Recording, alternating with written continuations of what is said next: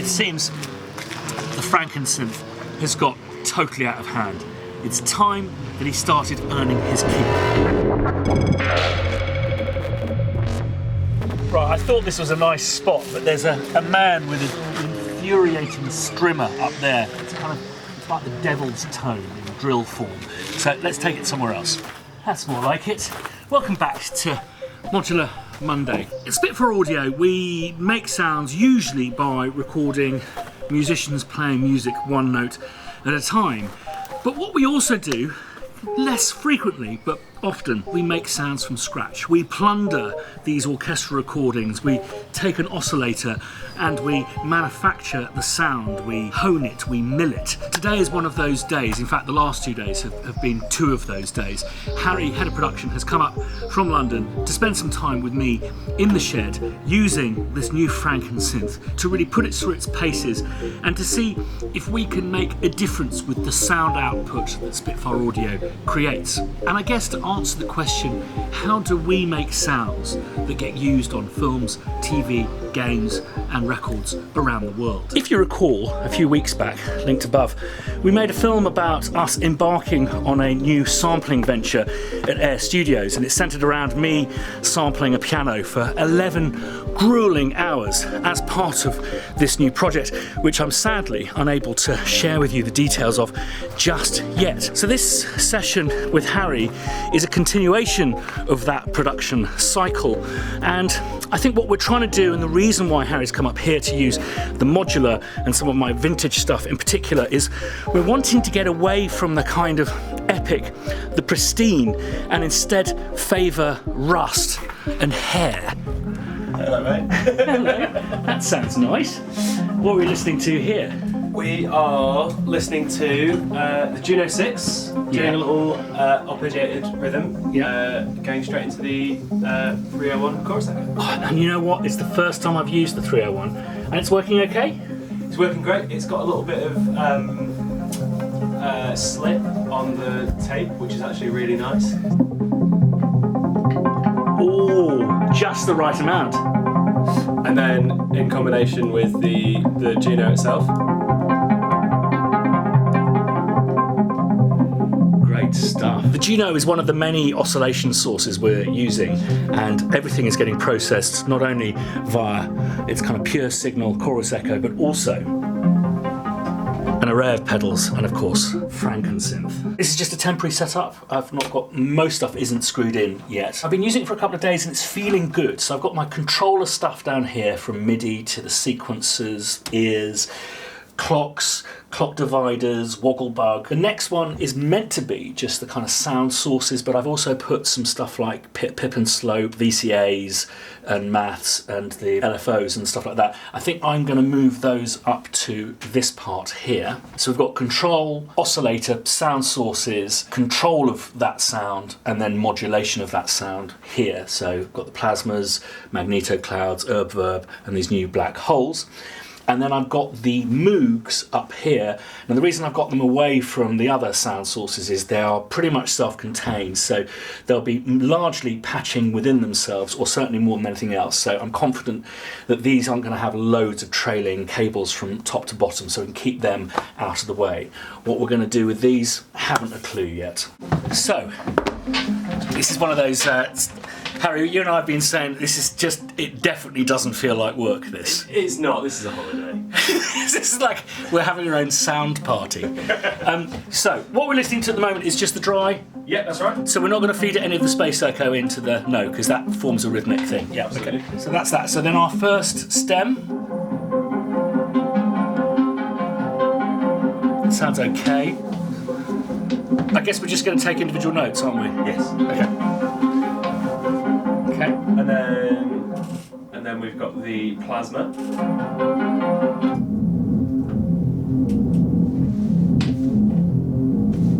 Happy days. Yeah. So can I just hear it without the cut off?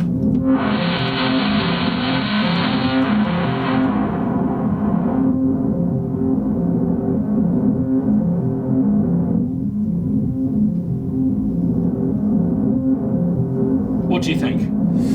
Let me just see, because I think we should get a couple of filter stages for this from the source itself. So maybe if I Yeah, I maybe. could also cut down the bass. What if we opened up the filter on that at the same time as opening up the filter on this? That's a good idea.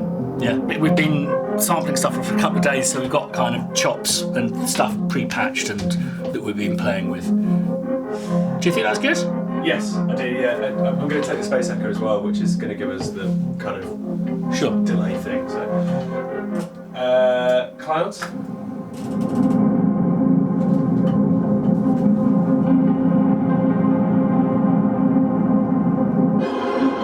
I like that.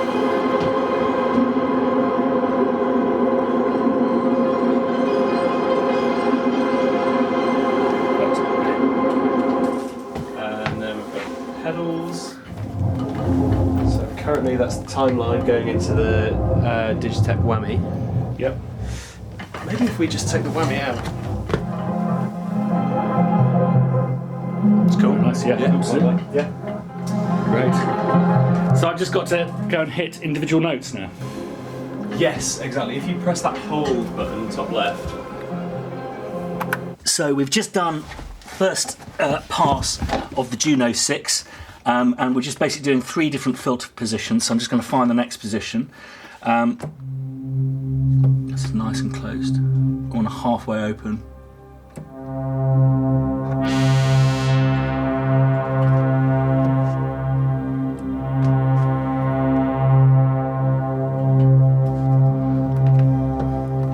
This is when being a composer kind of helps, because you kind of can picture what you'll use the sounds for, and it's just these tiny little millimeters are kind of taste choices make all the difference. So, you ready, Harry, for us to go? Absolutely. Okay, so I'm going to go in octaves.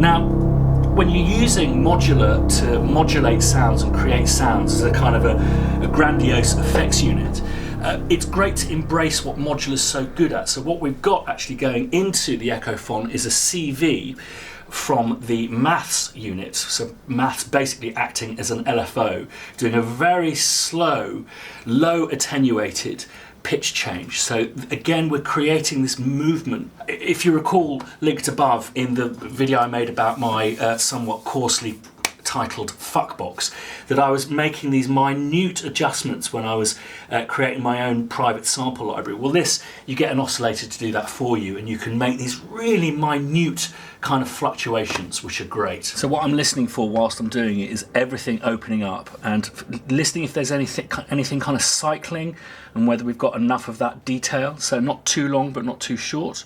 It's got to be looped, so you've got to be thinking about loop points and whether they're in there.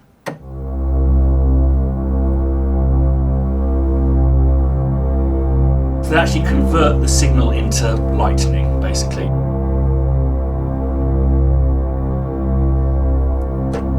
There's a point where the sound feels loopable. It feels like it's settled. Everything is opened up. It needs to.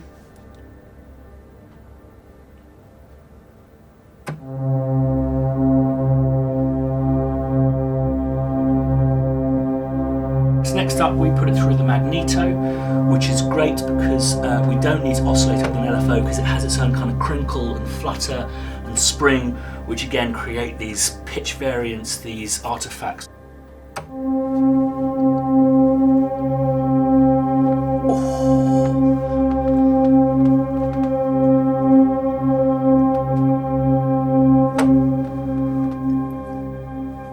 What I like is the life. When you're sampling synths, they're so often kind of dead. They're kind of these kind of symmetrical waveforms, and by mutating them, we're introducing all of these kind of artifacts. Last note. Discontinued. It's kind of a pitch shifting, delay, reverb, freezy thingy, and where you're hearing a lot of these interesting pitch elements will be coming through the clouds.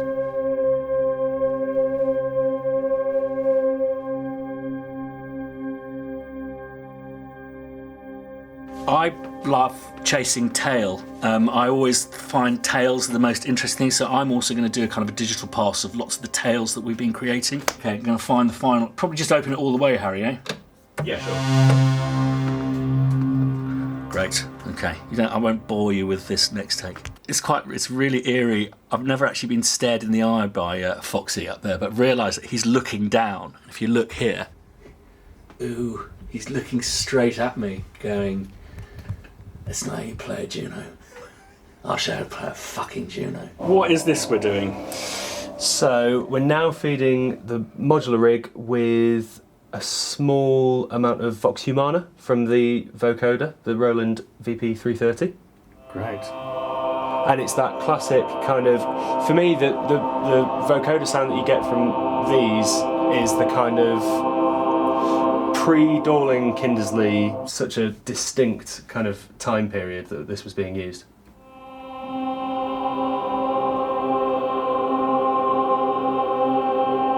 Onto plats, so we've got trigger going in there and pitch going in there, and do we need to get some out? So one thing I'm struggling with to work out, I could Google it, but just wondering if any of you guys know, what's the difference between gate and trigger? So we do...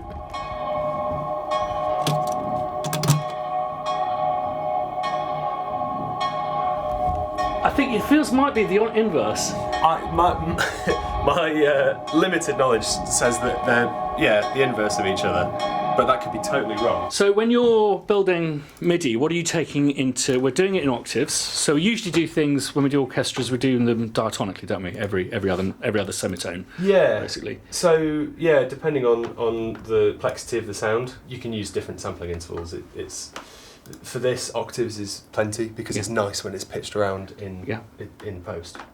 But the considerations here, the biggest consideration is giving it enough space in between. Okay. So that the editors have got enough to play with in terms of the reverb tail and things like that. Okay.